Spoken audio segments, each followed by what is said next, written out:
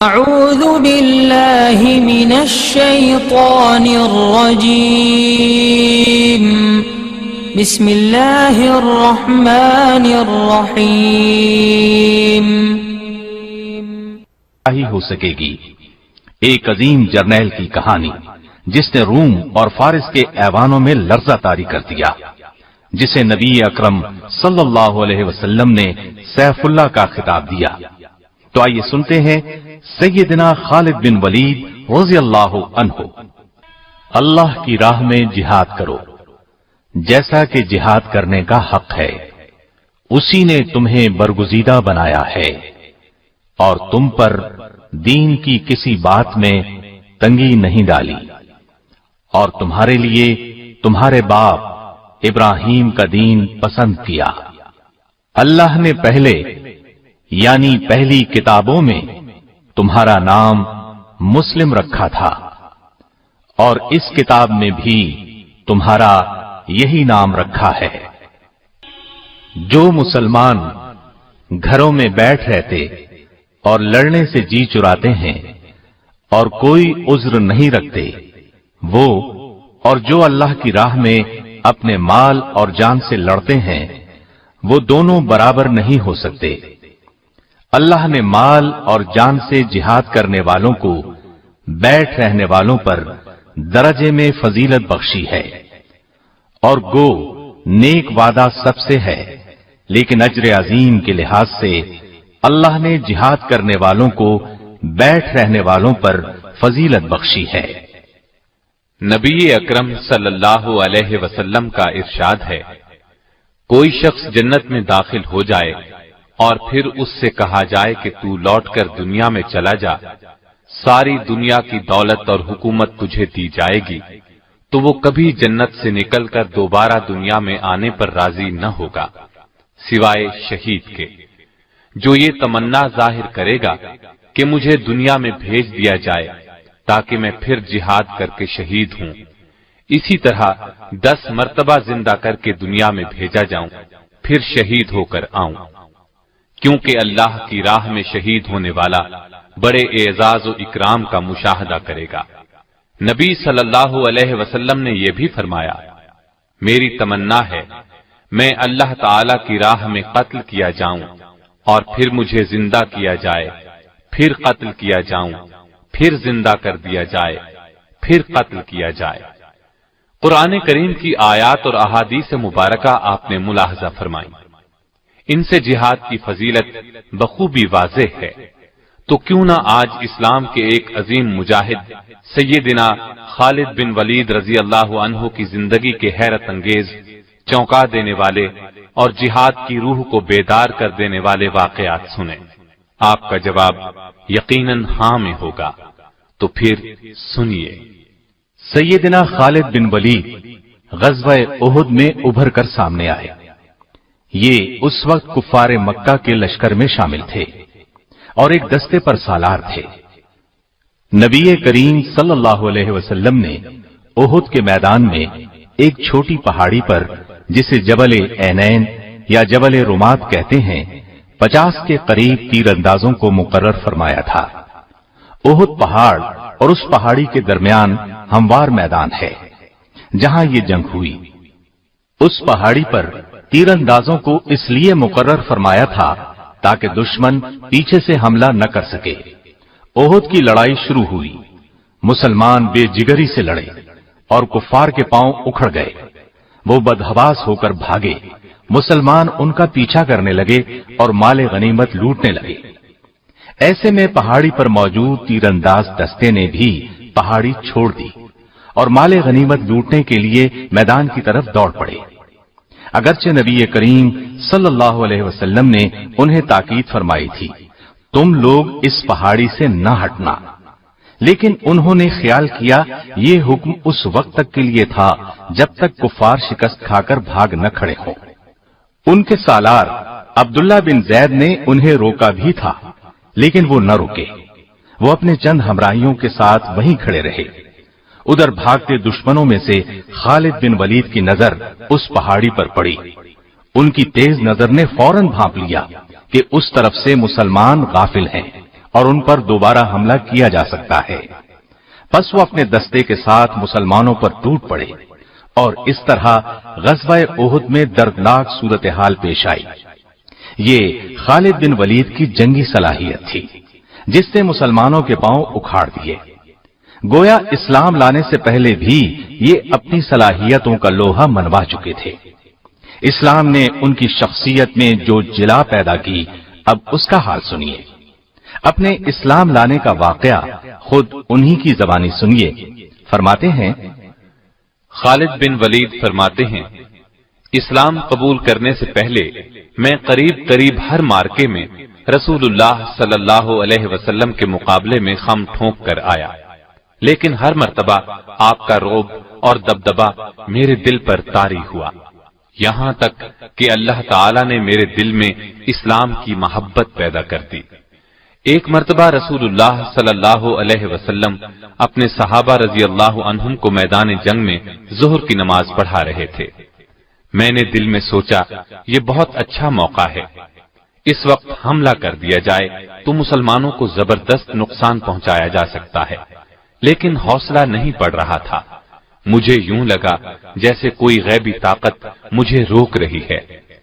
پھر نبی صلی اللہ علیہ وسلم نے اسی میدان میں عصر کی نماز پڑھائی۔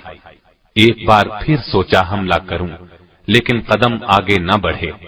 اس وقت میں نے جان لیا پردہ غیب سے ان کی مدد ہو رہی ہے۔ یہ یقیناً خطہ عرب بلکہ پوری دنیا پر غالب آئیں گے۔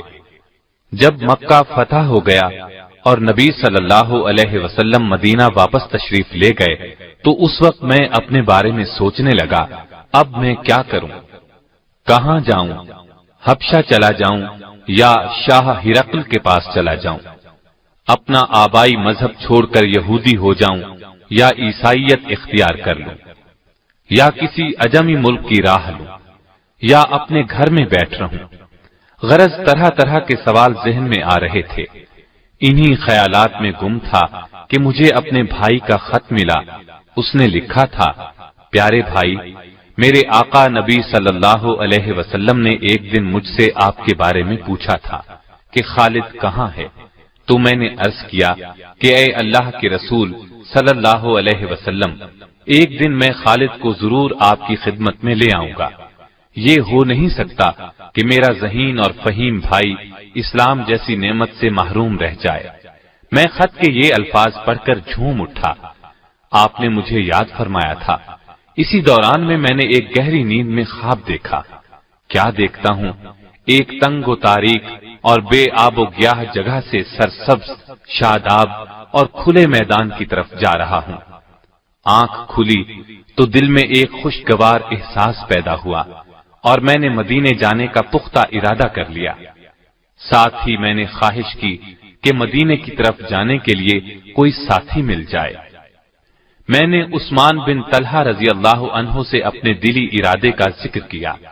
وہ خوشی سے میرے ساتھ چلنے کے لیے تیار ہو گیا۔ آخر ہم روانہ ہوئے۔ دوران سفر عمرو بن عاص رضی اللہ عنہ ملے۔ انہوں نے مجھ سے پوچھا، کہاں جا رہے ہو؟ میں نے بتایا، اسلام کی کشش مجھے مدینے کی طرف کھینچے لے جا رہی ہے۔ پھر میں نے ان سے پوچھا، اور آپ کا ارادہ کہاں کا ہے؟ انہوں نے کہا، یہی جذبہ لے کر میں گھر سے نکلا ہوں۔ اب ہم تینوں ایک ساتھ چل پڑے۔ یکم سفر 8 ہجری کو مدینہ طیبہ میں نبی صلی اللہ علیہ وسلم کی خدمت میں حاضر ہوئے۔ میں نے نہایت ادب اور احترام سے آپ کو سلام کیا۔ آپ نے مسکراتے ہوئے میرے سلام کا جواب دیا۔ میں نے کلمہ پڑھ کر اسلام میں داخل ہونے کا اعلان کیا۔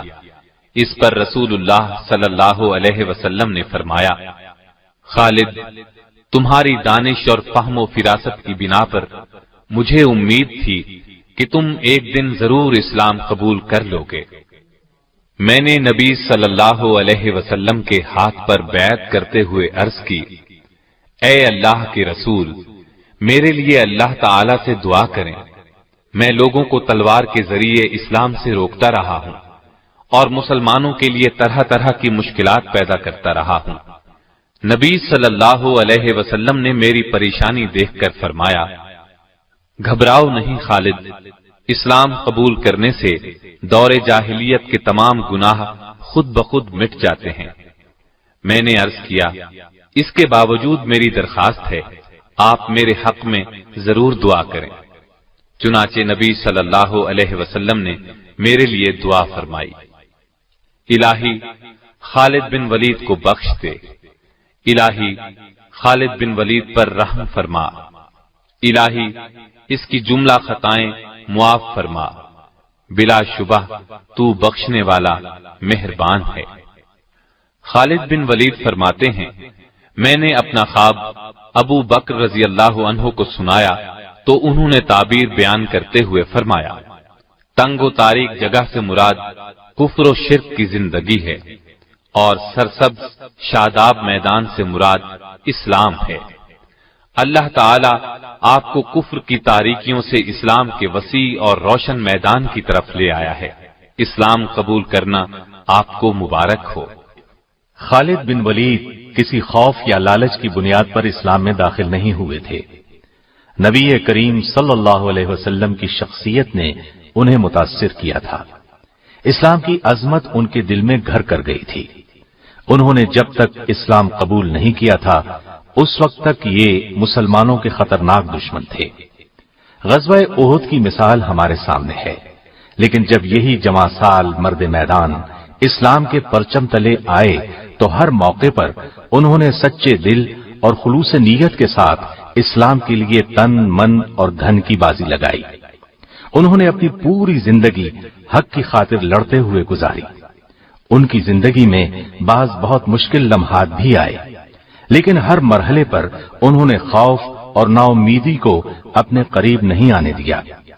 انہوں نے جنگی تاریخ میں ایسے کارنامے انجام دیے کہ دنیا دنگ رہ گئی۔ آپ کی جرت، شجاعت اور عظمت کا اعتراف دشمن نے بھی کیا ہے۔ جرمن فوج کے سپہ سالار سے جب پوچھا گیا آپ کی کامیابی کا راز کیا ہے تو اس نے فوراً کہا، میں میدان جنگ میں مسلم جرنیل خالد بن ولید کے طریقے اپناتا ہوں۔ اس میں کوئی شک نہیں کہ خالد بن ولید ایک مدبر سپہ سالار تھے۔ یہی وجہ تھی کہ قیصر و کسریٰ ان کے قدموں میں آ گرے۔ روم اور فارس کے جنگی وسائل ان کے راستے میں کوئی رکاوٹ نہ بن سکے۔ ابتدا سے لے کر آخر تک ہر مارکہ حق و باطل میں فتوحات نے ان کے قدم چومے اور شکست کسی بھی میدان میں ان کے نزدیک نہ پھٹک سکی۔ غزوہ موتا میں تو ان کے جوہر کھل کر سامنے آ گئے۔ ہوا یوں کہ نبی کریم صلی اللہ علیہ وسلم نے اپنے ایک جان نثار صحابی سیدنا حارث بن عمیر ازدی رضی اللہ عنہ کو خط دے کر وادی بسرا کے حکمران حارث بن ابی شمر غسانی کی طرف روانہ کیا۔ ابھی وہ شام کے صوبے بلقا کی موتا نامی بستی میں پہنچے تھے کہ صوبے کے گورنر شرابیل بن عمرو غسانی کو ان کی آمد کی اطلاع ہو گئی۔ اس نے انہیں گرفتار کر کے بے دردی سے شہید کر دیا۔ یہ غمناک خبر جب نبی کریم صلی اللہ علیہ وسلم تک پہنچی تو آپ بہت رنجیدہ ہوئے۔ اس کے علاوہ 15 صحابہ پر مشتمل ایک تبلیغی جماعت سرزمین شام میں مصروف تھی۔ ان تمام صحابہ کو دھوکہ دے کر بے دردی سے شہید کر دیا گیا۔ انہی ایام میں شاہ روم نے مدینہ منورہ پر چڑھائی کی دھمکی دی۔ ان تمام اسباب کی وجہ سے نبی اکرم صلی اللہ علیہ وسلم نے سیدنا زید بن حارثہ کی قیادت میں ایک لشکر روانہ کیا اور ساتھ ہی ارشاد فرمایا کہ اگر جنگ کے دوران زید شہید ہو جائیں تو جعفر بن ابی طالب کو سپہ سالار بنایا جائے، وہ شہید ہو جائیں تو عبداللہ بن رواحہ کو قائد بنایا جائے، وہ بھی شہید ہو جائیں تو مجاہدین اپنی مرضی سے قائد منتخب کر لیں۔ نبی کریم صلی اللہ علیہ وسلم نے لشکر کے لیے سفید رنگ کا پرچم بنایا اور سیدنا زید بن حارثہ کے حوالے کیا۔ لشکر کو آپ نے یہ وصیت کی کہ جس مقام پر حارث بن عمیر ازدی شہید ہوئے وہاں پڑاؤ کریں اور اللہ سے مدد طلب کرتے ہوئے ڈٹ کر دشمن کا مقابلہ کریں، اور دیکھنا کسی سے بدعہدی نہ کرنا، نہ خیانت کرنا، किसी बच्चे, बूढ़े या औरत को कत्ल न करना और न किसी गोशा नशीन राहिब की गर्दन उड़ाना, किसी इमारत को मुनहदिम करना, न कोई दरख्त काटना। लश्कर इस्लाम नबी करीम सल्लल्लाहु अलैहि वसल्लम से ये हिदायत देकर अपनी मंजिल की तरफ रवाना हुआ। सरहदी सूबे बलका पहुंचा तो मालूम हुआ शाह रूम हिरकल ने इन मुट्ठी भर मुसलमानों के मुकाबले के लिए एक बहुत बड़ा लश्कर भेजा है और वो मैदान में पड़ाव डाले बैठा है। चुनाचे मुजाहिदीन रास्ता बदलकर मूता के मकाम पर पहुंच गए। मुजाहिदीन की कुल तादाद 3000 थी, जबकि रूमियों का लश्कर 2 लाख था। मुसलमानों ने बहुत बेजिगरी से दुश्मन का मुकाबला किया। घमसान का रन पड़ा। सैयदना ज़ैद बिन हारिसा ने अपनी कायदाना जिम्मेदारी का एहसास करते हुए बहुत जोरदार हमला किया। अपनी मुट्ठी भर फौज के साथ चारों तरफ से दुश्मन पर टूट पड़े। दुश्मन की सफों को चीरते हुए आगे ही बढ़ते चले गए, यहां तक कि दीवानावार लड़ते हुए, बहादुरी के जौहर दिखाते हुए और दुश्मन को गाजर मूली की तरह काटते हुए बिलाखिर शहीद हो गए। इनके बाद सैयदना जाफर बिन अबी तालिब ने इस्लाम का झंडा हाथ में ले लिया, घोड़े को एड़ लगाई और आनन फानन दुश्मन के लश्कर के दरमियान में पहुंच गए। उन पर टूट पड़े और तलवार के जौहर दिखाने लगे। दुश्मनों को कत्ल करते रहे और आगे बढ़ते रहे। एक दुश्मन के वार से दायां बाजू कट गया तो झंडा बाएं बाजू में पकड़ लिया। दुश्मन ने बायां बाजू भी काट दिया। आपने झंडे को अपने बचे खुचे बाजुओं के सहारे संभाले रखा, गिरने नहीं दिया। उसने ताक कर तीसरा वार कमर पर किया। आप लड़खड़ाए और जमीन पर गिर गए। इस तरह आप भी शहादत के रुतबे पर फाइज हुए। इनके बाद नबी करीम सल्लल्लाहु अलैहि वसल्लम के इरशाद के मुताबिक सैयदना अब्दुल्ला बिन रवाहा ने झंडा संभाला। ये भी बहादुरी और जवांमर्दी के जौहर दिखाते हुए शहीद हो गए। मुसलसल 3 जर्नैलों की शहादत के बाद मुसलमानों के हौसले पस्त होते महसूस हुए। लश्कर इस्लाम का झंडा गिर चुका था। हर तरफ परेशानी का आलम तारी था। मुजाहिदीन यूं भी तादाद में बहुत कम थे। ऐसे नाजुक वक्त में सैयदना साबित बिन अरकम ने झंडा उठा लिया और बुलंद आवाज में बोले, ऐ भाई खालिद बिन वलीद, मेहरबानी करके इस झंडे को आप अपने हाथ में ले लीजिए। इस मुश्किल तरीन वक्त में आप ही क़ियादत का फरीजा सरंजाम दे सकते हैं। इस पर सैयदना खालिद बिन वलीद ने फरमाया, आप झंडा अपने पास रखिए, आप मुझसे अफजल हैं। आपने ग़ज़वा बद्र में भी हिस्सा लिया है, लिहाजा लश्कर इस्लाम की क़ियादत आपका हक है। उनकी बात सुनकर साबित बिन अरकम ने कहा, मैदान कारजार में अपनी जवांमर्दी के जौहर दिखाने में आपसे बेहतर इस लश्कर में कोई नहीं। अल्लाह की कसम, ये झंडा मैंने आपके हाथ में देने के लिए ही उठाया है। मुझ समेत सभी की ख्वाहिश है कि इन संगीन हालात में ये जिम्मेदारी आप संभालें। ये कहकर उन्होंने बुलंद आवाज में कहा, मुजाहिदो, क्या तुम खालिद बिन वलीद को अपना सिपा सालार तस्लीम करते हो? सब ने यकजुबान होकर कहा, हां, हम खुशी से इनकी सिपा सालारी में लड़ने के लिए तैयार हैं। ये सूरत हाल देखते हुए सैयदना खालिद बिन वलीद ने अल्लाह का नाम लेकर झंडा अपने हाथ में ले लिया। दुश्मन के मुकाबले में मुजाहिदीन की तादाद आटे में नमक के बराबर थी। मुजाहिदीन की कमान हाथ में लेते ही सैयदना खालिद बिन वलीद ने ये हिकमत अमली इख्तियार की कि चंद घुड़सवारों के जिम्मे ये काम लगाया कि लश्कर से पीछे हटकर सिर्फ घोड़े दौड़ाते रहे। उन्होंने जब ये काम शुरू किया तो वहां गर्दो गुबार उठने लगा। रूमी लश्कर ये सूरत देखकर खौफजदा हो गया। उसने ख्याल किया कि मुसलमानों को कुमक पहुंच गई है, इसलिए उनके हौसले पस्त होने लगे। खालिद बिन वलीद ने अपनी फौज को पीछे सरकाना शुरू किया और बड़ी एहतियात और हिफाजत से अपने लश्कर को दुश्मन के नरगे से निकाल लाए, वरना इस्लामी फौज पूरी तरह रूमी फौज के नरगे में आ चुकी थी। پھر انہوں نے دوسرے دن لڑائی شروع ہوتے ہی زوردار حملہ شروع کیا۔ رومیوں کے پرخچے اڑانے لگے، ان کے ہاتھ سے اس روز 9 تلواریں ٹوٹی۔ مسلمانوں کے لشکر کو ان کے نرغے سے نکال کر لے آنا سیدنا خالد بن ولید کا ایک بہت بڑا کارنامہ تھا، کیونکہ رومی فوج 60 گنا تھی اور مسلمان فوج کا نقصان بھی کم سے کم ہوا۔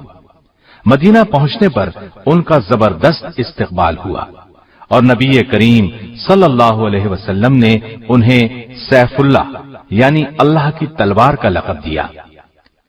آپ کے ذہن میں یقیناً سوال ابھر رہا ہوگا کہ اسلام لاتے ہی جنہوں نے یہ کارہائے نمایاں انجام دے ڈالے وہ اسلام لانے سے پہلے کیسے تھے، کیا کرتے رہے؟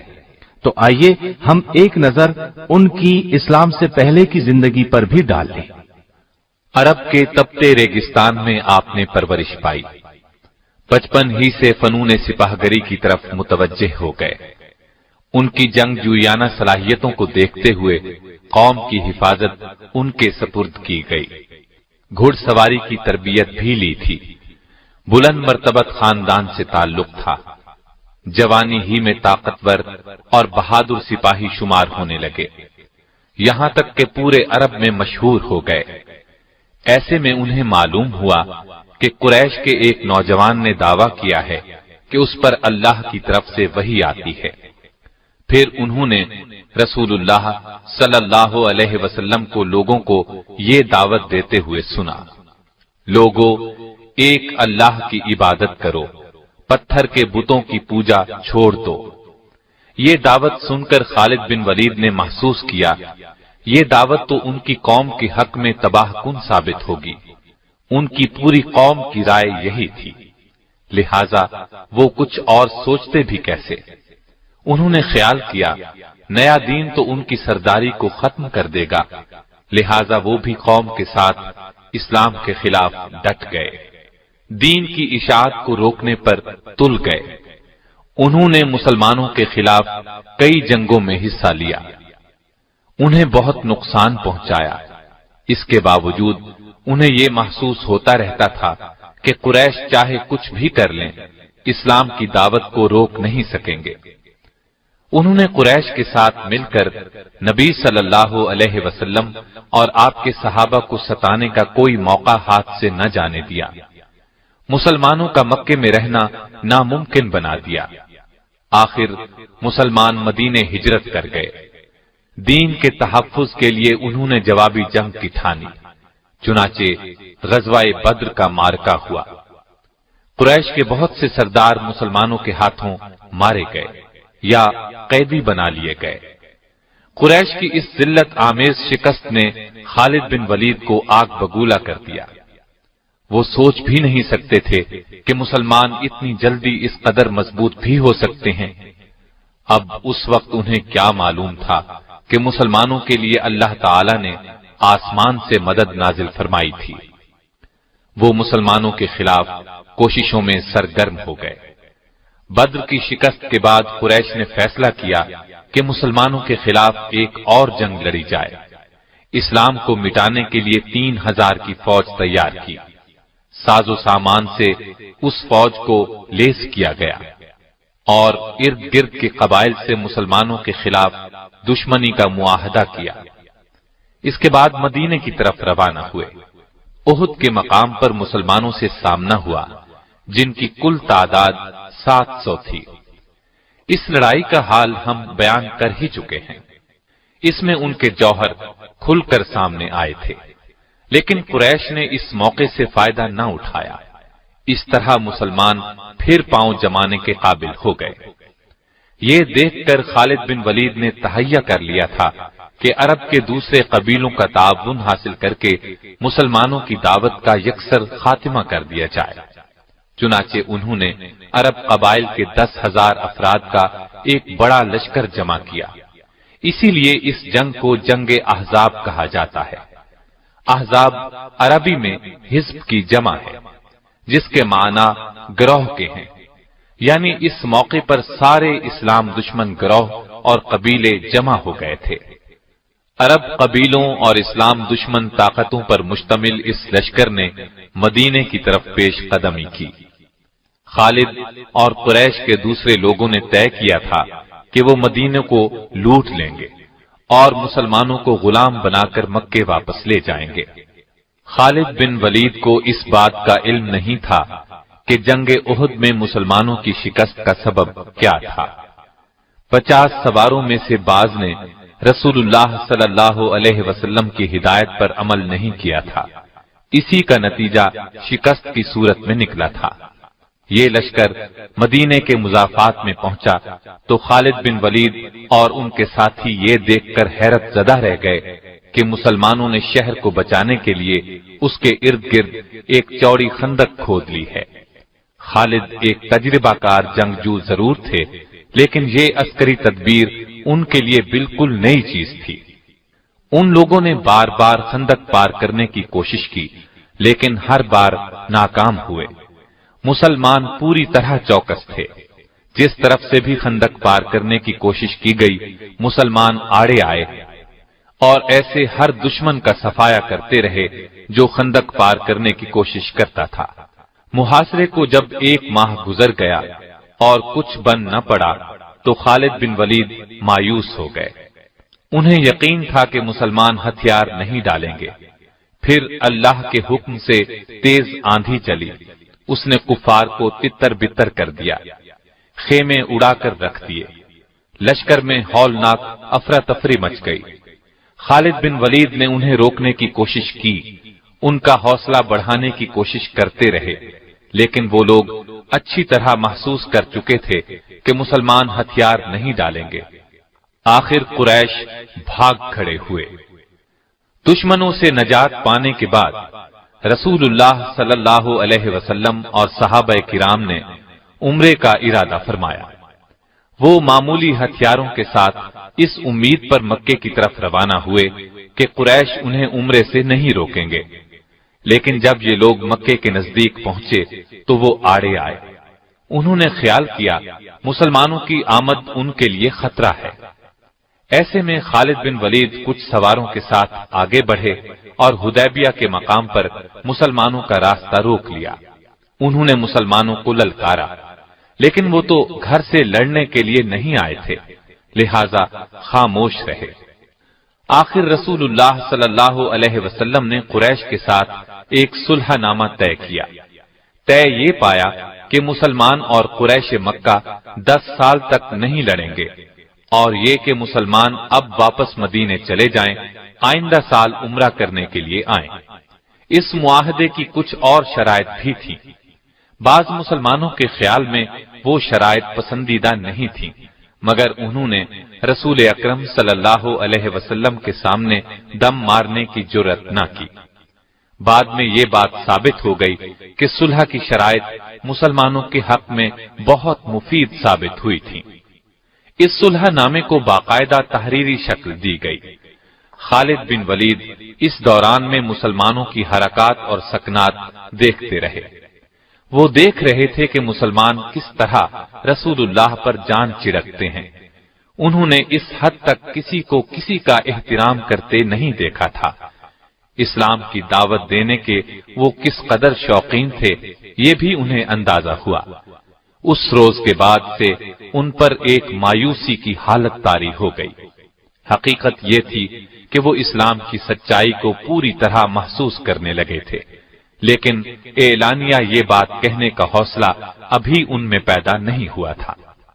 آخر کار انہوں نے محسوس کر لیا کہ اب تک وہ جس راستے پر چلتے رہے ہیں اس میں سوائے تاریکی کے اور کچھ نہیں ہے۔ اسلام کی روشنی انہیں اپنے اندر جذب ہوتی محسوس ہوئی۔ اس طرح انہوں نے اسلام قبول کرنے کا فیصلہ کر لیا۔ ان کے اسلام لانے کی تفصیل ہم آپ کو سنا ہی چکے ہیں۔ اسلام لانے کے بعد خالد بن ولید اسلام کے سچے سپاہی بن گئے اور اسلام پر سختی سے کاربند ہو گئے۔ اسلام کے دفاع کے لیے ہر دم تیار رہتے تھے۔ نبی کریم صلی اللہ علیہ وسلم انہیں جہاں جانے کے لیے کہتے وہ فوراً حکم بجا لاتے، ایک لمحے کی بھی تاخیر نہ کرتے۔ اب اسلام تیزی سے پھیلنے لگا تھا۔ اس زمانے میں سیدنا خالد بن ولید رضی اللہ عنہ نے سب سے پہلی نمایاں کامیابی جنگ موتا میں حاصل کی۔ اس کا ذکر آپ سن چکے ہیں۔ اس واقعے کے بعد ان کی اصل مجاہدانہ زندگی کی ابتدا ہوئی۔ نبی کریم صلی اللہ علیہ وسلم نے قریش مکہ سے حدیبیہ کا معاہدہ کیا تھا۔ اس کی ایک شق یہ تھی کہ 10 سال تک دونوں فریق جنگ نہیں کریں گے، اور جو فریق معاہدے کی خلاف ورزی کرے گا اس کے خلاف جوابی کارروائی کی جائے گی۔ چنانچہ قریش نے معاہدے کی خلاف ورزی کی، مسلمانوں کے حلیف بنو خزاعہ پر حملہ کر دیا۔ اس کے بعد انہیں احساس ہوا کہ ان سے بڑی غلطی ہوئی، اس غلطی کے نتائج ان کے لیے تباہ کن ہوں گے، اس لیے انہوں نے مسلمانوں سے نئی شرائط طے کرنے کی کوشش کی، لیکن رسول کریم صلی اللہ علیہ وسلم نے ان کا عذر تسلیم نہ کیا اور ان کے مظالم کا خاتمہ کرنے کا عزم کر لیا۔ نبی کریم صلی اللہ علیہ وسلم 10,000 کے لشکر کے ساتھ مکے کی طرف روانہ ہوئے۔ سیدنا خالد بن ولید بھی اسلامی لشکر کے ایک حصے کے سالار تھے۔ نبی کریم صلی اللہ علیہ وسلم نے انہیں ہدایت کی کہ وہ معافی اور نرمی کا سلوک کریں، اس وقت تک خود حملہ نہ کریں جب تک ان پر حملہ نہ کیا جائے۔ خالد بن ولید اپنے دستے کے ساتھ مکے میں داخل ہوئے۔ وہ فوراً کعبے کی طرف بڑھے۔ کعبے میں مشرکین نے عبادت کے لیے ہر قسم کے بت رکھے ہوئے تھے۔ وہ نبی کریم صلی اللہ علیہ وسلم کے حکم پر ان بتوں کو توڑنے اور کعبے کے نواح سے بت پرستی کی نشانیاں مٹانے لگے، اور نبی کریم صلی اللہ علیہ وسلم نے مکے میں داخل ہو کر فرمایا، لوگو، آج کے دن تم آزاد ہو، تم میں سے کسی کو نقصان نہیں پہنچایا جائے گا۔ آپ صلی اللہ علیہ وسلم کا یہ اعلان سن کر خالد بن ولید نے محسوس کیا کہ نبی کریم صلی اللہ علیہ وسلم کس قدر عظیم انسان ہیں۔ جن لوگوں کے لیے آج عام معافی کا اعلان فرما رہے ہیں، کل انہی لوگوں نے آپ کو طرح طرح سے ستایا تھا، ظلم کے پہاڑ توڑے تھے اور ہر قسم کی زیادتی کی تھی، زیادتیاں کرنے میں کوئی کسر اٹھا نہ رکھی تھی۔ پھر انہوں نے دیکھا اسلام کا پرچم مکے کی ہر عمارت پر لہرا رہا تھا، فضا اللہ اکبر کی صداؤں سے گونج رہی تھی۔ ایسا منظر اس سرزمین نے پہلے کبھی نہیں دیکھا تھا۔ خالد بن ولید دوسرے صحابہ رضی اللہ عنہم کے ساتھ اللہ کے حضور سر بسجود ہو گئے، اس کی اس نعمت کا شکر ادا کرنے لگے جو مسلمانوں کو عطا کی گئی تھی۔ خالد بن ولید رسول اللہ صلی اللہ علیہ وسلم کے بہت نزدیک رہے۔ انہوں نے اسلام کے دشمنوں کے خلاف ہر جہاد میں حصہ لیا۔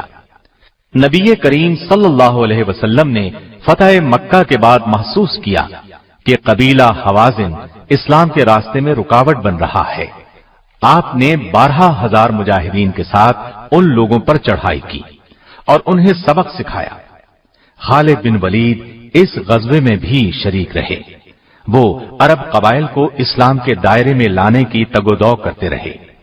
مکے کے ارد گرد کے قبائل پر غلبہ پانے کے بعد مدینہ واپس تشریف لائے اور حج کی تیاری شروع کر دی۔ پھر نبی کریم صلی اللہ علیہ وسلم کی قیادت میں 1,00,000 سے زائد مسلمان حج ادا کرنے کے لیے مکے کی طرف روانہ ہوئے۔ سیدنا خالد بن ولید بھی آپ کے ساتھ تھے۔ انہوں نے میدان عرفات میں نبی کریم صلی اللہ علیہ وسلم کا خطبہ بہت غور سے سنا اور سمجھ گئے کہ آپ کی رحلت کا وقت قریب آ پہنچا ہے۔ حج کے سفر سے واپسی پر نبی کریم صلی اللہ علیہ وسلم علیل ہو گئے۔ تمام صحابہ رضی اللہ عنہم بہت اداس تھے۔ انہیں اس بات کی گھبراہٹ تھی کہ کہیں رسول اکرم صلی اللہ علیہ وسلم رحلت نہ فرما جائیں، جبکہ نبی کریم صلی اللہ علیہ وسلم کی رہنمائی اور قیادت کی ابھی بہت ضرورت تھی۔ آخر کئی روز کی علالت کے بعد نبی کریم صلی اللہ علیہ وسلم دنیا سے رخصت ہو گئے۔ انا للہ و انا الیہ راجعون۔ صحابہ پر غم کا پہاڑ ٹوٹ پڑا۔ خالد بن ولید بھی دوسروں کی طرح بہت غمزدہ تھے۔ آخر کار سب نے یہ حقیقت تسلیم کر لی کہ ہر انسان کو ایک دن یہ عارضی زندگی چھوڑ کر دوسرے جہاں جانا ہے۔ نبی کریم صلی اللہ علیہ وسلم کے بعد سیدنا ابو بکر صدیق رضی اللہ عنہ کو خلیفہ منتخب کر لیا گیا۔ دوسری طرف عرب کے بعض قبائل مرتد ہو گئے۔ چند افراد نے جھوٹی نبوت کا دعویٰ کر دیا۔ انہوں نے مدینے کی مرکزی حکومت کے خلاف ایک فتنہ کھڑا کر دیا۔ خلیفہ اول سیدنا ابو بکر نے مرتدوں کو سبق سکھانے کا فیصلہ فرمایا۔ ان سے مقابلے کے لیے ایک فوج تیار کی۔ طلیحہ بن خویلد وہ ناہنجار شخص تھا جس نے نبی کریم صلی اللہ علیہ وسلم کے بیمار ہونے کی خبر سنتے ہی نبوت کا دعویٰ کر دیا تھا۔ سیدنا ابو بکر صدیق نے خالد بن ولید کو پہلے اس کی طرف روانہ کیا۔ آپ منزل پر پہنچے اور طلیحہ اور اس کے پیروکاروں کو شکست فاش دی۔ خالد بن ولید اس کے بعد مدینہ طیبہ پہنچے۔ صدیق اکبر نے مہاجرین اور انصار کے ایک لشکر کو ان کی قیادت میں دیا اور مسیلمہ کذاب کے مقابلے میں روانہ کیا۔ یہ بھی جھوٹی نبوت کا دعوے دار تھا اور اس نے اپنے گرد بے شمار مرتد جمع کر لیے تھے، گویا ایک لشکر اس کے ساتھ تھا۔ سیدنا خالد بن ولید سے پہلے اکرمہ بن ابی جہل اور شرابیل بن حسنہ کی فوج مسیلمہ سے شکست کھا چکی تھی۔ مسیلمہ کو خالد بن ولید کی آمد کا پتہ چلا تو وہ ان کے مقابلے میں 40,000 کا لشکر لے کر میدان میں آیا۔ دونوں فوجیں آپس میں ٹکرائیں، گھمسان کا رنگ پڑا، زبردست جنگ ہوئی، لیکن مسیلمہ کے لشکر میں کسی کمزوری کے آثار نظر نہ آئے۔ آخر سیدنا خالد بن ولید نے ایک جنگی حکمت عملی اختیار کی۔ پورے لشکر کو قبائل کی بنیاد پر تقسیم کیا، ہر قبیلے کا ایک کمانڈر نامزد کیا اور سب سے فرمایا جان توڑ کر لڑنا۔ اب میں دیکھوں گا کہ کون سا قبیلہ جنگ میں پسپائی اختیار کر رہا ہے اور کون سا پیش قدمی کر رہا ہے۔ اس طرح ہر قبیلے نے بے جگری سے مقابلہ کیا۔ اس طرح مسیلمہ کی فوج کے پاؤں اکھڑ گئے۔ وہ پسپا ہوتے ہوتے ایک باغ میں داخل ہو گیا۔ باغ کے گرد مضبوط چار دیواری تھی۔ اندر داخل ہوتے ہی مرتدوں نے باغ کا دروازہ بند کر لیا۔ دروازہ انتہائی مضبوط تھا، اس کو توڑنا آسان نہیں تھا۔ دوسری طرف دیوار بہت اونچی تھی، اس کو پھلانگ جانا بھی ممکن نہیں تھا۔ مسلمانوں نے باغ کو چاروں طرف سے گھیر دیا اور دروازہ توڑنے کی کوشش کی، لیکن دروازہ نہ ٹوٹا۔ یہ صورتحال دیکھ کر ایک صحابی سیدنا برا بن عازب نے جذبہ جہاد سے سرشار ہو کر اپنے ساتھیوں سے کہا، مجھے اٹھا کر دیوار کے اوپر سے باغ میں پھینک دو۔ مسلمانوں نے ایسا ہی کیا، ان کو ہاتھوں اور پیروں سے پکڑ کر جھولا دیا اور اچھال دیا۔ یہ دیوار کے اوپر سے ہوتے ہوئے عین دروازے کے دوسری طرف باغ کے اندر گرے۔ یہ نڈر، پھرتیلا، بہادر، جفاکش اور جانباز صحابی فضا میں لہراتا باغ میں گرا تو مسیلمہ کی فوج میں بھگدڑ مچ گئی۔ انہوں نے خیال کیا کہ نہ جانے آسمان سے کیا بلا نازل ہوئی ہے، لیکن سیدنا برا بن عازب نے فوراً دروازہ کھول دیا۔ دروازے کا کھلنا تھا کہ لشکر اسلام نعرہ تکبیر لگاتا ہوا دشمن پر ٹوٹ پڑا۔ ایک بار پھر گھمسان کی لڑائی شروع ہو گئی۔ مسیلمہ کذاب وحشی بن حرب کے ہاتھوں مارا گیا۔ یہ وہی وحشی بن حرب ہیں جن کے ہاتھوں غزوہ احد میں سیدنا حمزہ رضی اللہ عنہ نبی کریم صلی اللہ علیہ وسلم کے پیارے چچا نے جام شہادت نوش فرمایا تھا۔ اس کے بعد یہ وحشی بن حرب مسلمان ہو گئے تھے اور آج ان کے ہاتھوں اسلام کا یہ بدترین دشمن اپنے انجام کو پہنچا۔ اس کے علاوہ اس کی فوج کے قریباً 1000 افراد بھی مارے گئے۔ باغ کے اندر ہر طرف لاشیں دکھائی دے رہی تھیں۔ اس کے بعد اس باغ کا نام حدیقۃ الموت یعنی موت کا باغیچہ مشہور ہو گیا۔ اس جنگ کو جنگ یمامہ کہا جاتا ہے۔ سرزمین عراق پر سیدنا خالد بن ولید کی قیادت میں پہلی جنگ ذات السلاسل لڑی گئی۔ اسے جنگ حزیر بھی کہا جاتا ہے۔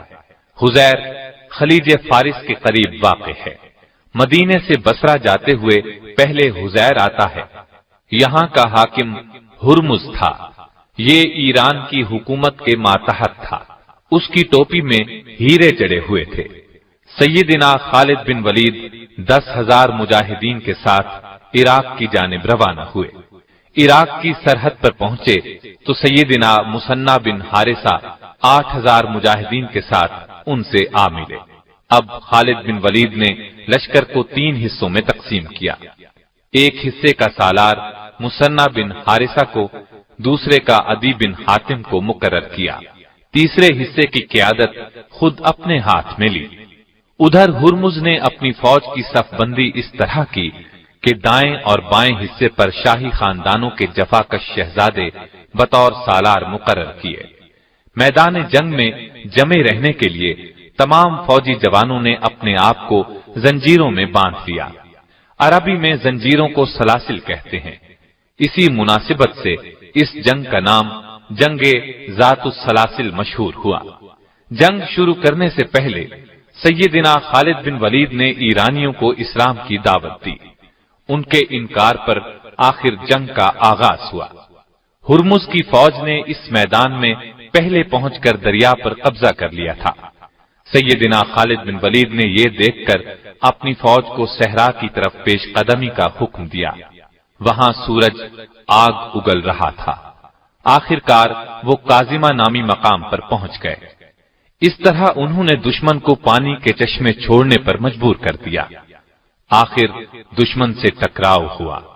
ہرمز ان کے مقابلے میں آیا۔ خالد بن ولید نے اس پر ایسا کاری وار کیا کہ وہ اپنے ہی خون میں نہا کر گھٹنوں کے بل گرا۔ ہرمز کے قتل سے ایرانی فوج کا جوش جاتا رہا۔ مسلمانوں کا رعب ان کے دلوں میں بیٹھ گیا۔ اس کے بعد پرجوش حملوں کی تاب نہ لا کر وہ منتشر ہو گئے۔ فارسیوں کا بہت زیادہ نقصان ہوا۔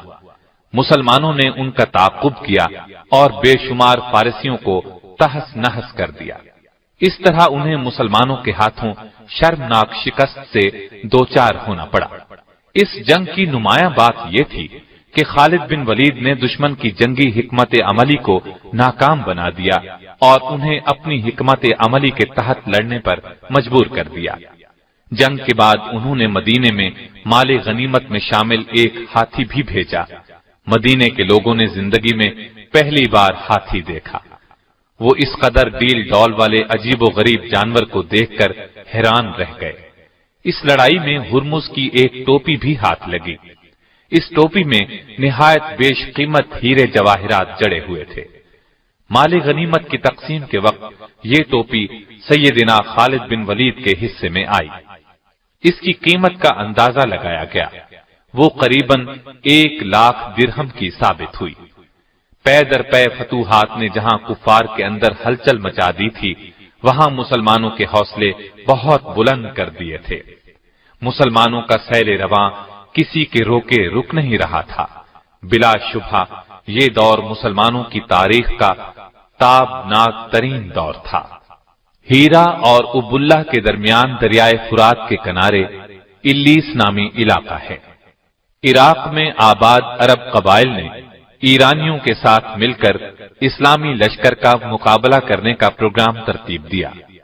یہ قبائل مسلمانوں سے پے در پے شکست کھانے کے بعد مسلمانوں کے خلاف بکھرے ہوئے تھے، چنانچہ اس علاقے میں جمع ہوئے۔ ادھر سیدنا خالد بن ولید نے اس مقام پر پہنچ کر دشمن پر حملہ کیا۔ دشمن کے لشکر میں نامی گرامی شاہ سوار مالک بن قیس موجود تھا۔ وہ آپ کے مقابلے پر آیا۔ آپ نے ایک ہی وار میں اسے ڈھیر کر دیا۔ یہ منظر دیکھ کر دشمن فوج پر ہیبت طاری ہو گئی۔ لشکر کے لیے کھانا تیار تھا، لیکن ان پر ایسا خوف طاری ہوا کہ کھانا میدان میں چھوڑ کر بھاگ نکلے۔ اس کھانے میں سفید چپاتیاں تھیں جن سے مسلمان ناآشنا تھے۔ انہوں نے ایسا کھانا پہلی مرتبہ دیکھا تھا۔ مسلمانوں نے بھاگتے ہوئے دشمن کا تعاقب کیا اور انہیں کاٹتے چلے گئے۔ اس لڑائی کو جنگ الیس کہتے ہیں۔ کافروں کے 70,000 کے قریب آدمی مارے گئے۔ اس کے بعد सैयदना खालिद बिन वलीद हीरा की तरफ मुतवज्जे हुए। अरब कबाइल को काबू में रखने के लिए जरूरी था कि हीरा पर कब्जा किया जाए, इसलिए इस अजीम जर्नैल ने हीरा का रुख किया। ये इलाका भी दरियाए फुरात के किनारे वाक़ था। सैयदना खालिद बिन वलीद ने कश्तियों के जरिए रास्ता तय किया। उधर हीरा के गवर्नर को इस्लामी लश्कर की पेशकदमी का इल्म हुआ।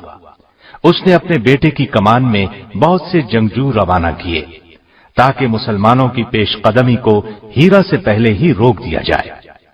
गवर्नर का बेटा खालिद बिन वलीद के मुकाबले में आया। वो उनके हाथों कत्ल हुआ। बेटे के कत्ल की खबर सुनकर गवर्नर घबरा गया और किले में बंद हो गया। हीरा में बहुत मजबूत और आलीशान किले तामीर किए गए थे ताकि जरूरत के वक्त उनको अपनी हिफाजत के लिए काम में लाया जाए। लिहाजा अहले हीरा मुजाहिदीन से खौफजदा होकर किले में चले गए। मुजाहिदीन ने भी किले का मुहासरा कर लिया। एक दिन और एक रात मुहासरा जारी रहा। आखिर किसी तरह चंद मुजाहिदीन किले में दाखिल हो गए। अहले हीरा पहले ही हौसला हार चुके थे, इसलिए सुलह पर आमादा हो गए। उन्होंने सालाना 1,90,000 दिरहम जिज़िया अदा करना कबूल किया और ये भी तय हुआ कि अहले हीरा मुजाहिदीन के लिए ईरान के खिलाफ जासूसी की खिदमात अंजाम देंगे। तय पाया कि मुजाहिदीन उनकी इबादतगाहों को कोई नुकसान नहीं पहुंचाएंगे। सैयदना खालिद बिन वलीद ने 1 साल हीरा में क़याम किया। इस 1 साल के अरसे में इर्द गिर्द फौजी दस्ते भेजकर नुमाया कामयाबियां हासिल की। सैयदना खालिद बिन वलीद की देरीना ख्वाहिश थी कि इस्लामी रियासत की शिमाली सरहदों पर रोमियों का कला कमा किया जाए। चुनाचे उन्होंने 36,000 का लश्कर जमा किया।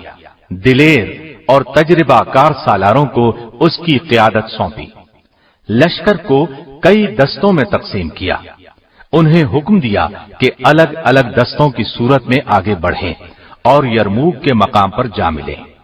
इस्लामी लश्कर जब तयशुदा प्रोग्राम के मुताबिक यरमूक के मकाम पर जमा हुआ तो पता चला कि उनके मुकाबले में 2 लाख का लश्कर सफारा हो चुका है। इस्लामी लश्कर के सालारों ने आपस में मशवरा किया और इस नतीजे पर पहुंचे कि दानिशमंदी का तकाजा यह है कि खलीफा को इस सूरत हाल की इत्तला दी जाए। मदीने में सैयदना अबू बकर सिद्दीक को सूरत हाल का इल्म हुआ तो उन्होंने खालिद बिन वलीद की तरफ कासिद रवाना किया। वो उस वक्त इराक के महाज पर थे।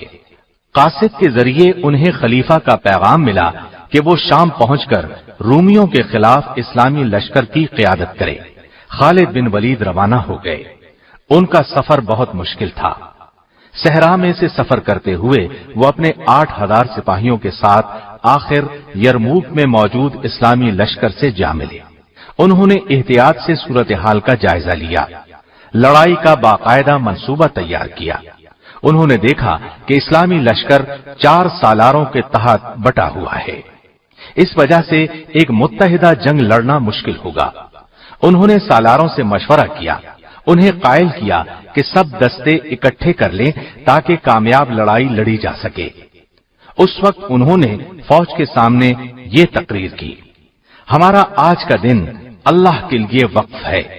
दुश्मन पर फख्र या गुस्से के इजहार का कोई फायदा नहीं होगा। इखलास के साथ इस जिहाद में हिस्सा लो और अल्लाह की खुशनूदी के हकदार बन जाओ। अपने साथियों से उन्होंने ये दरखास्त की कि पहले रोज फौज की कमान उन्हें संभालने दी जाए। सब सालार उनकी कमान पर रजामंद हो गए। जंग शुरू होने से पहले रूमी सालार हामान ने खालिद बिन वलीद से मुलाकात की ख्वाहिश जाहिर की। वो मुलाकात के लिए तैयार हो गए। हामान ने उनसे कहा, हमारे इल्म में ये बात आई है कि तुम गुर्बत की वजह से अपने मुल्क से निकल आए हो। तुम चाहो तो मैं तुम में से हर एक को 10 दीनार कपड़े और खुराक दे सकता हूं। शर्त यह है कि अपने मुल्क में वापस चले जाओ। अगले साल भी मैं तुम्हें इसी कदर इनाम दूंगा। उसकी बात सुनकर खालिद बिन वलीद ने कहा, ये गुर्बत नहीं जो हमें यहां लाई है, बल्कि हम तो तुम्हारा खून पीना चाहते हैं। हमें बताया गया है कि तुम्हारा खून लजीज तरीन है। یہ کہہ کر خالد بن ولید اپنی فوج میں واپس آئے۔ انہوں نے میدان جنگ کا جائزہ لیا اور رومیوں کے لشکر جرار کا مقابلہ کرنے کے لیے اپنی فوج کو دستوں میں تقسیم کر کے صف بندی کی۔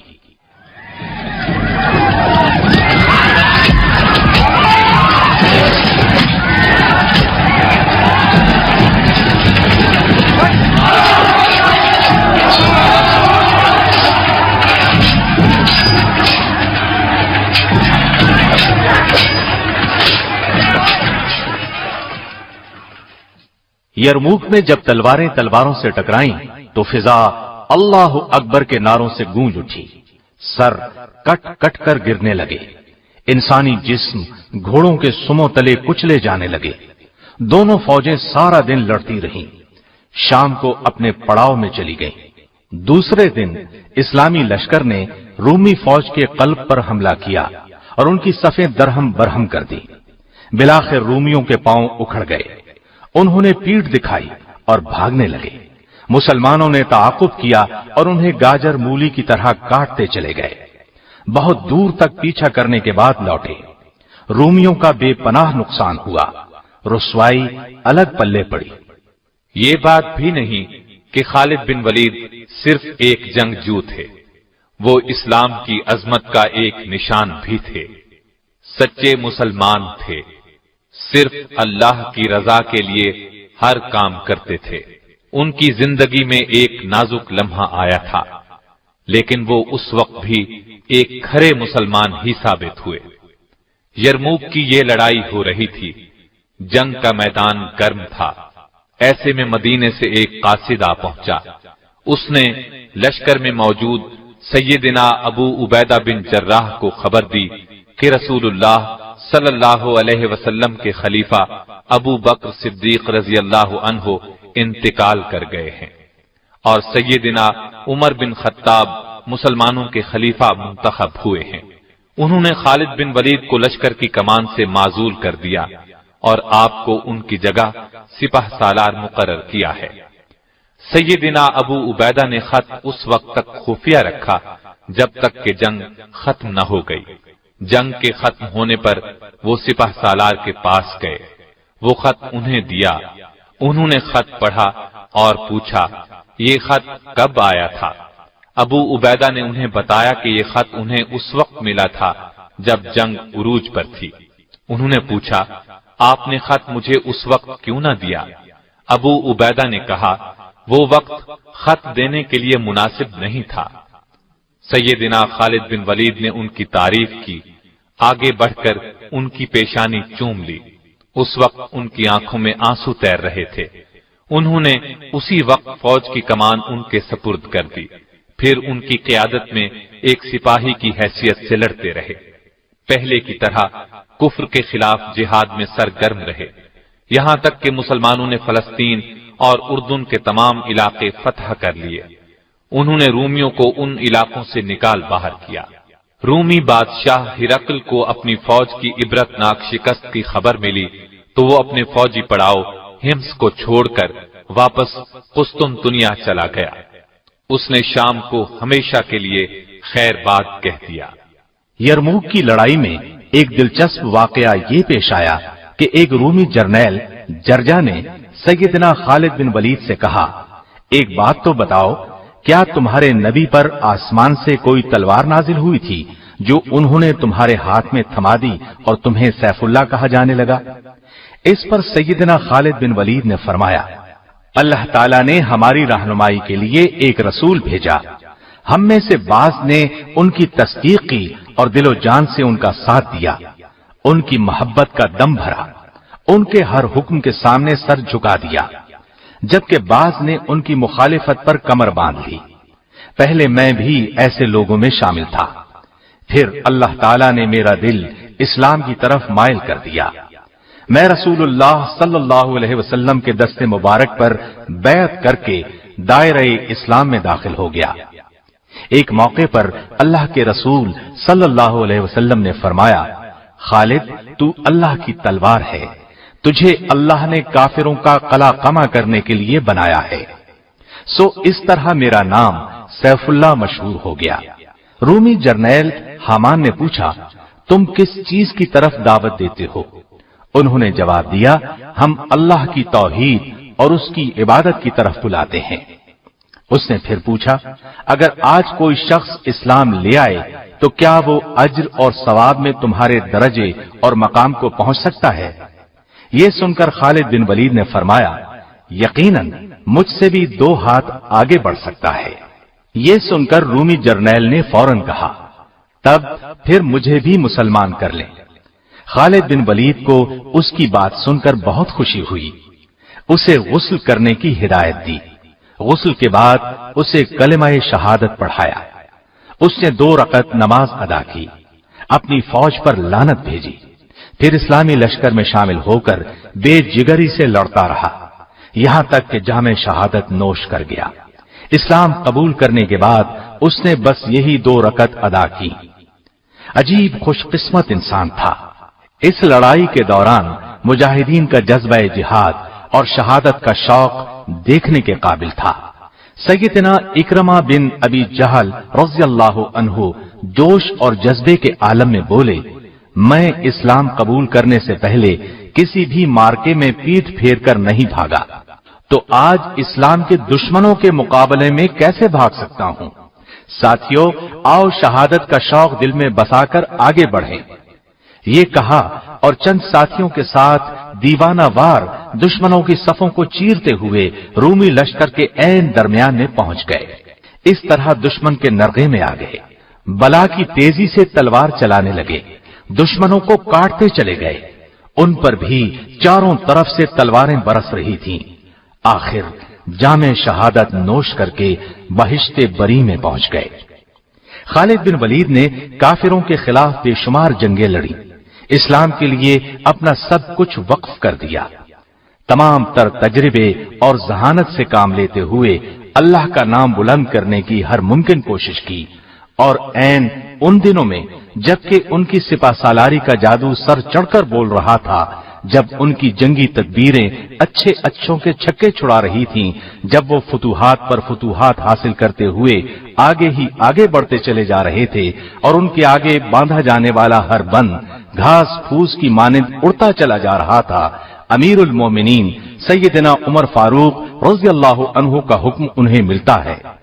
خط کے الفاظ تھے، آپ کو اسلامی لشکر کی سپہ سالاری سے معزول کیا جاتا ہے۔ یہ خبر چھوٹی سی خبر نہیں تھی، یہ خط کوئی معمولی خط نہیں تھا، ایک ایسے زبردست عظیم سپہ سالار کی معزولی کا حکم تھا جسے نبی کریم صلی اللہ علیہ وسلم نے اپنی زبان مبارک سے سیف اللہ کا خطاب دیا تھا۔ اس خط میں ان کی معزولی کا حکم تھا۔ اس اللہ کے بندے نے اس حکم کو انتہائی صبر، سکون اور رضامندی سے قبول کیا۔ شکایت کا ایک لفظ بھی اس کی زبان سے نہ نکلا۔ معلوم ہوا کہ وہ تو صرف اللہ کی رضا کے لیے لڑ رہے تھے، سپہ سالاری کے لیے نہیں، نام و نمود کے لیے نہیں۔ سپہ سالاری سے معزول ہونے کے بعد انہوں نے یہ نہیں کیا کہ سب کچھ چھوڑ کر اپنے گھر آ گئے۔ انہوں نے ایک سچے مجاہد کی حیثیت سے اسلام کے دشمنوں سے لڑائی پھر بھی جاری رکھی۔ سیدنا عمر فاروق سے جب اس حیرت انگیز اور انوکھے فیصلے کے بارے میں پوچھا گیا، ان سے سوال کیا گیا، آپ نے خالد بن ولید کو کیوں معزول کر دیا؟ تو آپ نے جواب دیا، میں نے خالد بن ولید کو کسی غلطی یا جرم کی سزا کے طور پر معزول نہیں کیا، بلکہ میں نے یہ فیصلہ اس لیے کیا کہ مسلمان کہیں یہ گمان نہ کر لیں کہ انہیں فتوحات خالد بن ولید کی وجہ سے ہو رہی ہیں۔ فتوحات ہمیں اللہ تعالیٰ کی مہربانیوں سے ہو رہی ہیں۔ بہرحال سپہ سالاری چھوڑ کر ایک عام سپاہی کی حیثیت سے لشکر میں شامل رہنا اور اسلام کے دشمنوں سے جنگ جاری رکھنا ان کا ایک ناقابل فراموش کارنامہ ہے۔ تاریخ ایسی مثالیں پیش کرنے سے قاصر ہے۔ یہ عظیم جرنیل اپنی زندگی میں شہادت کی تمنا کرتا رہا، زندگی بھر دشمن سے لڑتا رہا۔ اس کے جسم پر کوئی حصہ ایسا نہیں تھا جہاں زخم کا نشان موجود نہ ہو، لیکن اللہ کی قدرت، شہادت کی موت ان کے نصیب میں نہیں تھی۔ دشمن جس کا نام سن کر کانپ جاتا تھا، وہ اپنی زندگی کے آخری دنوں میں ہمس شہر میں بستر پر لیٹا تھا اور آنسو بہاتے ہوئے غمگین انداز میں کہہ رہا تھا، افسوس، آج میں بستر کی موت مر رہا ہوں۔ اللہ کی قسم، میں نے شہادت کے شوق میں بے شمار جنگیں لڑیں، میرے بدن کا کوئی جوڑ، کوئی حصہ ایسا نہیں جس پر تیر یا تلوار کے زخم کا نشان نہ ہو، لیکن مجھے شہادت کی موت نہ مل سکی۔ اور ان الفاظ کے ساتھ ہی ان کی روح پرواز کر گئی۔ انا للہ و انا الیہ راجعون۔ ان کے انتقال کی خبر جب امیر المؤمنین سیدنا عمر فاروق کو ملی تو آپ بہت رنجیدہ ہوئے، اور جب آپ کو پتہ چلا کہ انہوں نے ایک گھوڑا اور جنگ میں استعمال ہونے والے ہتھیاروں کے سوا پیچھے کچھ نہیں چھوڑا تو آنکھوں میں بے اختیار آنسو آ گئے اور فرمایا، خالد واقعی عظیم انسان تھا۔ ان کا جنازہ اٹھایا گیا تو والدہ نے غم میں ڈوبے ہوئے لہجے میں کہا، میرے بچے، تو بلا شبہ ہزاروں میں ایک تھا، شیر سے بڑھ کر دلیر تھا اور دریا سے بڑھ کر سخی تھا۔ تو نے امت مسلمہ کا دفاع اسی طرح کیا جس طرح شیر اپنے بچوں کی حفاظت کرتا ہے۔ اللہ کا سایہ